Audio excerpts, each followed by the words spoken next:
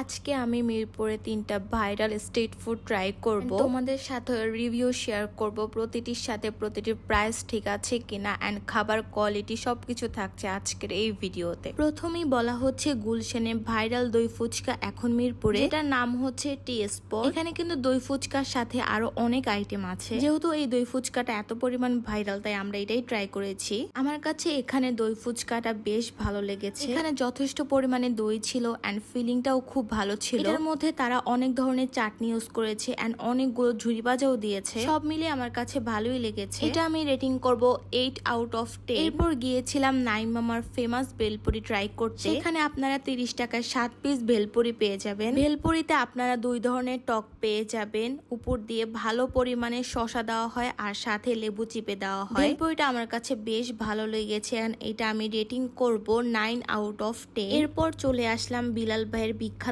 চটপটি ফুচকা খেতে। এখানে তারা পানিপুরির সাথে চটপটি সার্ভ করে। এটা অনেক ফেমাস হলো, এটা আমার কাছে তেমন বেশি একটা ভালো লাগেনি। এটার মধ্যে একটা ডাবলি স্মেল আসতেছে। যারা ডাবলি স্মেল ভালো লাগে তাদের কাছে এটা ভালো লাগতে পারে। তো এটা আমি রেটিং করব 6 আউট অফ 10। তো আজকের ভিডিওটা কেমন লেগেছে অবশ্যই সবাই জানাবেন। আজকের ভিডিওটা এই পর্যন্তই। Thanks for watching.